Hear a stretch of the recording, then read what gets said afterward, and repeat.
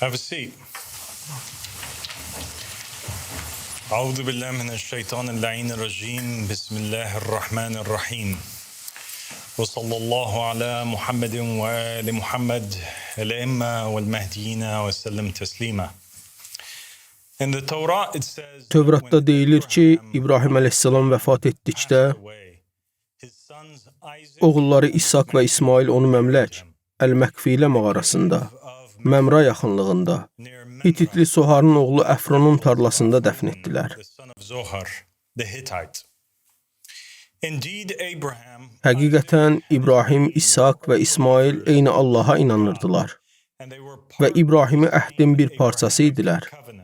Bugün isə İbrahim qəbrində yatdığı halda, İshak və İsmailin övladları utanmadan bir-birlərinin kişilərini, qadınlarını və uşaqlarını qətlə yetirib qurban olaraq öz əzdadları İbrahimə hədiyyə edirlər.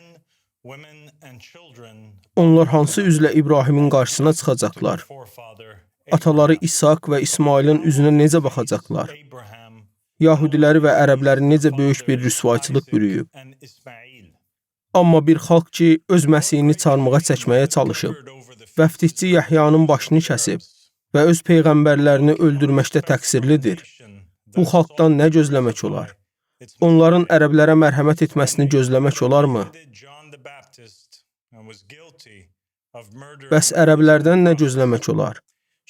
Öz peyğəmbərinin ailəsini qətlə yetirən və onlara qarşı terror törədən bir millətdən nə gözləmək olar? Fatimənin salamullahi əleyha evini yandıran, İmam Əlini Ramazan ayının ortasında namaz üstündə şəhid edən, peyğəmbərin iki nəvəsi, cənnət gənclərinin ağaları, İmam Həsən və İmam Hüseyni əleyhümüssalam qətlə yetirən bir xalqdan nə gözləmək olar?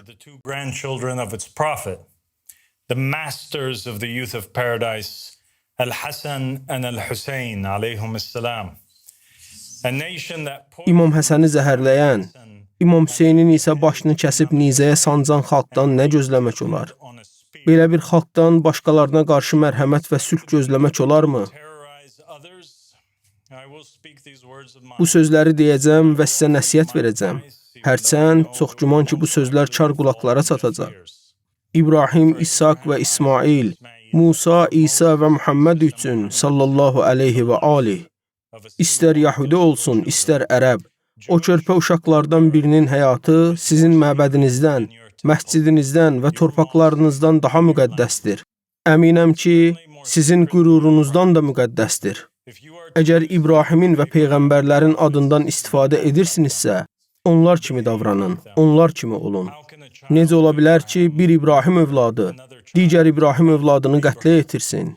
Siz qohumsunuz və siz Allahın seçilmişləri idiniz. O nation of Muhammad sallallahu aleyhi və aleyh. Ey Muhammed ümməti, ey Fələstin xalqı, ərəblər sizə kömək etməyəcək, bu artıq bəllidir. 10 illiklərdir eyni dövrənin içindəsiniz. Bu qəddar dövrənin səbəbini isə Peyğəmbərin əhl-i beyti sizə çoxdan demişdi. Allah o ümmətə lənət etdi ki, atları yəhərlədilər, cilovladılar. Ey ağam, ey Əbu Abdillah, İmam Hüseyin əleyhissalam, səninlə vuruşmaq üçün döyüşə hazırlaşdılar. İmam Sadiq əleyhissalam buyurdu, İmam Hüseyin İbn Əli qılıncla vurulduqda və yerə yıxıldıqda, onlar onun başını bədənindən ayırmaq üçün hücum etdikləri anda, ərşin dərinliyindən bir nida gəldi. Ey Peyğəmbərindən sonra azmış və zalım ümmət, Allah sizi nə oruç tutmağa, nə də fitrə müvəffəq etməsin. Sonra Əbu Abdillah əleyhissalam dedi, and olsun Allaha, onlar heç vaxt buna müvəffəq olmadılar və olmayacaqlar da, ta ki Hüseynin əleyhissalam qisasını alacaq şəxs zühur edənə qədər. Until the avenger of Al-Husayn aleyhissalam rises. Can you not see, O Muslims, that you are under... Ey müsəlmanlar, görmürsünüz ki, Muhammed və Ali Muhammedə etdikləriniz ucbatından Allahın lənətinə düçar olmusunuz. İmam Baqir əleyhissalam buyurub ki, ey Abdullah, müsəlmanlar üçün elə bir bayram, nə oruçluq, nə də fitr bayramı yoxdur ki, Muhammedin əhl-i beytinin əleyhümüssalam qəlbinə təzə bir hüzün düşməsin. Dedim, niyə belədir? Buyurdu, çünki onlar özlərinin haqları olan məqamı başqalarının əlində görürlər. Peyğəmbərimizin ailəsi, müsəlmanların İmam Hüseyni əleyhissalam öldürdükləri gündən bu yana hüzün və kədər içindədirlər. Çünki siz onları bu ümmətə rəhbərlik etməkdən məhrum etdiniz.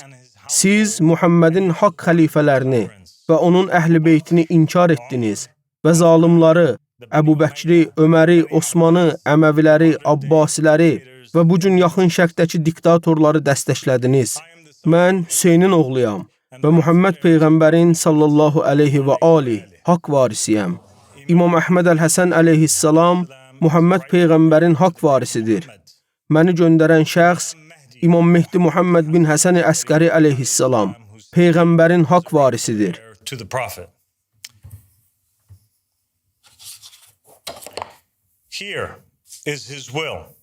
Budur onun ölüm yatağında yazdırdığı vəsiyyəti. Orada bizim adlarımız yazılıb. Abdullah, Əhməd və İmam Mehdi. Əgər bu çarəsizliyinizdən xilas olmaq istəyirsinizsə, Peyğəmbərinizin vəsiyyətini qəbul edin. Allaha yardım edin ki, Allah da sizə yardım etsin. Həqiqətən, bir qövm öz nəfslərində olanı dəyişmədikcə, Allah da onların halını dəyişməz. Rəd surəsi 11-ci ayə. Siz özünüzü dəyərsiz, saxta ərəb və müsəlman rəhbərlərinin əlinə verdiniz. Onlar da sizi bu hala saldılar. Özünüzü Allaha təslim edin. Ali Muhammedə təslim edin. O sizi xilas edəcək.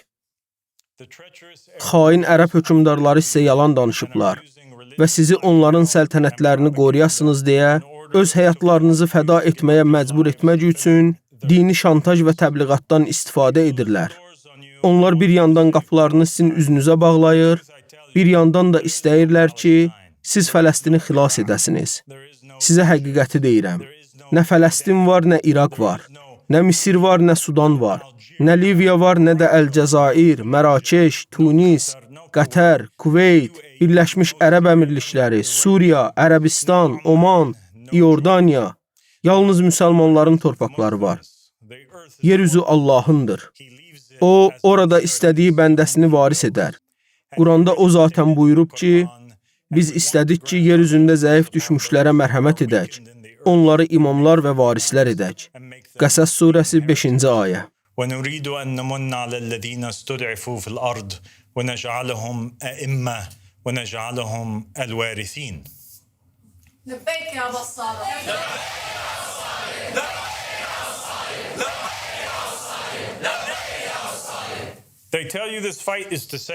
Onlar sizə deyirlər ki, bu döyüş Əl-Əqsa məscidini xilas etmək üçündür.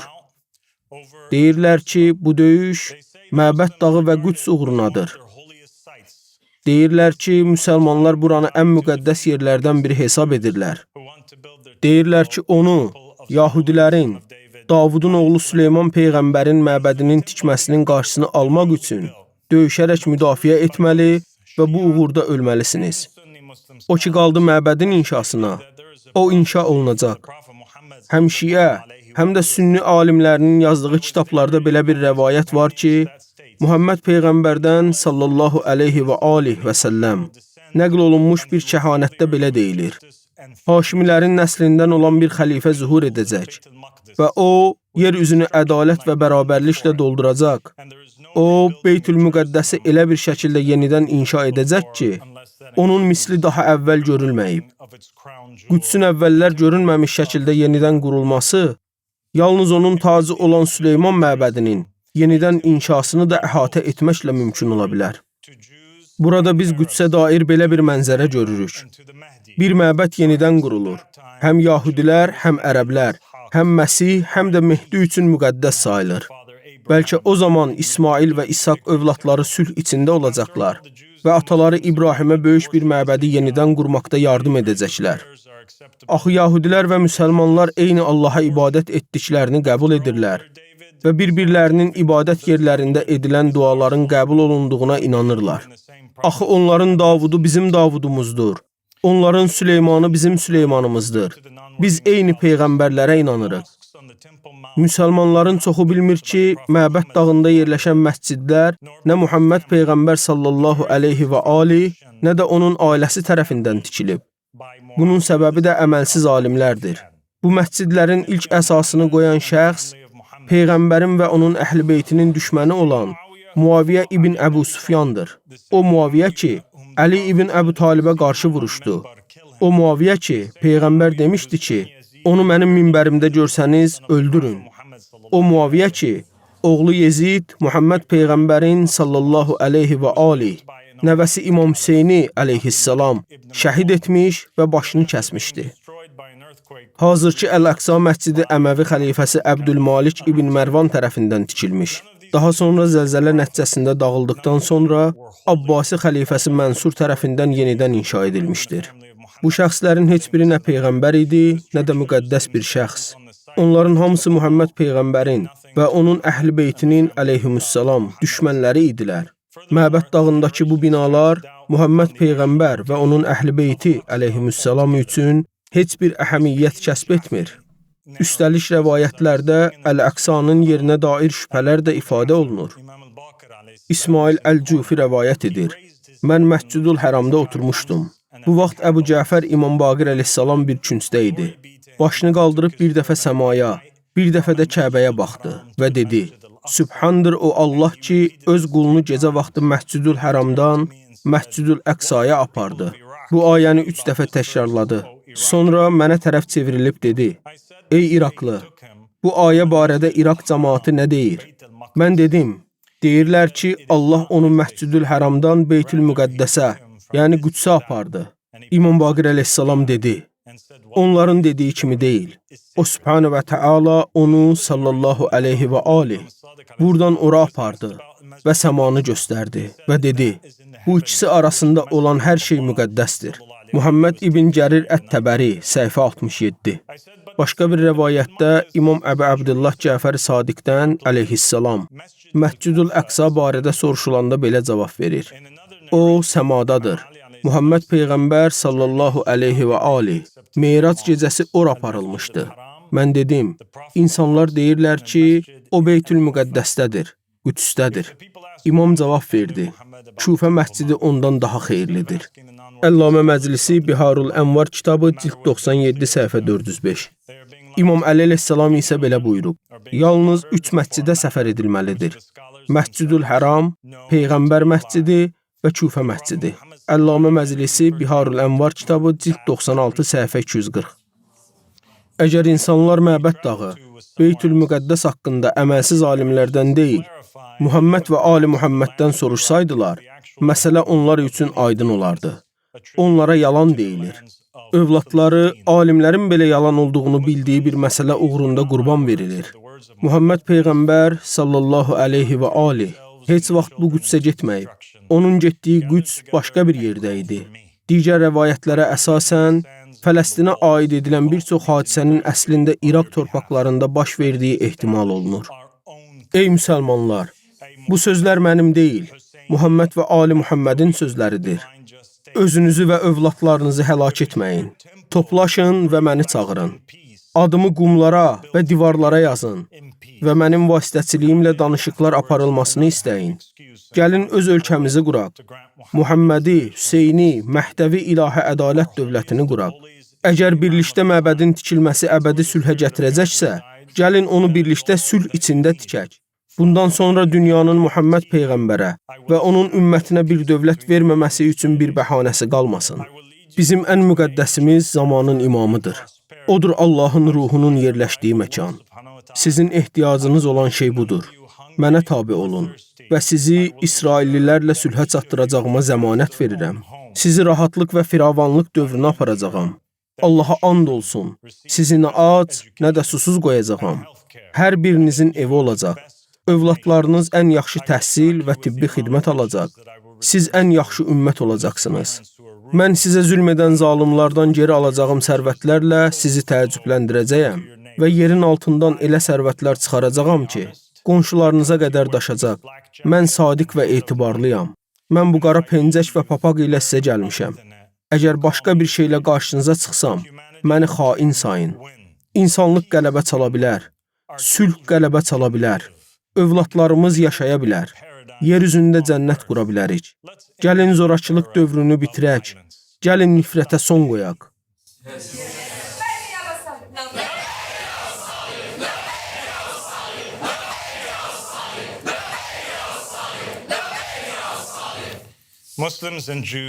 Müsəlmanlar və yahudilər bircə çiyin-çiyinə olsun. İsraillilər və dünyanın geri qalanına gəldikdə belə etməyin. Daha çox insanı incitməyin. Bu müharibəni dayandırın. Mənim mesajımın Fələstin xalqına çatdırılmasını təmin edin. Mənə icazə verin ki, onları özümlə aparmağa razı salım. O zaman istəyirsinizsə, o torpaqlar sizdə qala bilər. Mən də xalqımla birlikdə ola bilərəm.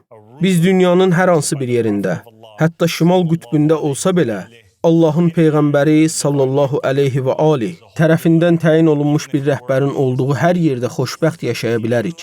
Allah tərəfindən təyin olunmuş rəhbərin olduğu hər yer müqəddəs torpaqdır. Şimal qütbündə belə olsa. Allah tərəfindən təyin edilən rəhbərin olmadığı istənilən torpaq isə müqəddəs sayılmaz. İstəyir orada yerlərin ən müqəddəsi yerləşsin. Muhammədi bir dövlət, yaxın şərqdə yeganə sülh yoludur. Ali Muhammədin oğurlanmış haqlarının geri qaytarılması üçün qurulmuş bir dövlət. Bəni Haşimdən, Hüseynin və Əhmədin nəslindən olan müdrik bir rəhbərin idarə etdiyi bir dövlət, yer üzünün inkişafının yeganə yoludur.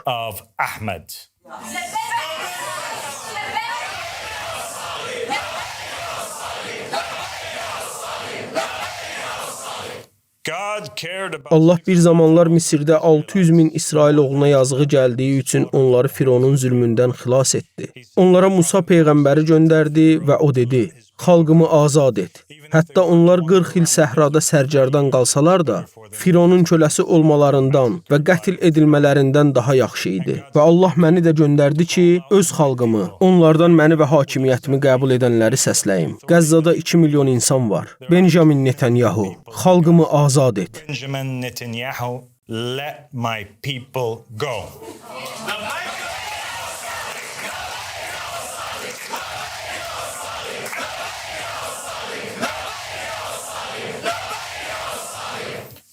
Mən hər iki tərəfdə törədilən zorakılıqları pisləyirəm və bütün Fələstin xalqını və dünya müsəlmanlarını mənim yanımda olan və Muhammed Peyğəmbərin sallallahu aleyhi və aleyh vəfat etməzdən əvvəl kim ondan yapışsa, heç vaxt zəlalətə düşməz, deyə buyurduğu vəsiyyətə tabe olmağa çağırıram. Bu mənim təyinat məktubumdur. Muhammed Peyğəmbərin varisi və müsəlmanların işlərinə rəhbərlik etmək səlahiyyətinə malik olduğumun sübutudur.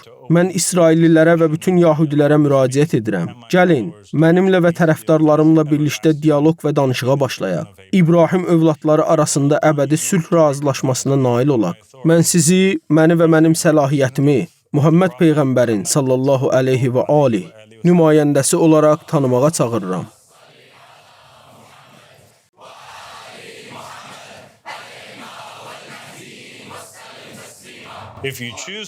Bu yolu seçsəniz, Allah sizinlə olacaq. Yox, əgər məni inkar etsəniz, Allah da sizi inkar edəcək. Çünki qarşınızda duran bu insan dünya tərəfindən rədd edilmiş olsa da, bir sülh elçisidir. Ağlın və məntiqin səsidir. Onun danışdığı sözlər öz sözləri deyil. Şəma İsrail, İsma'u və ati'u ya muslimin.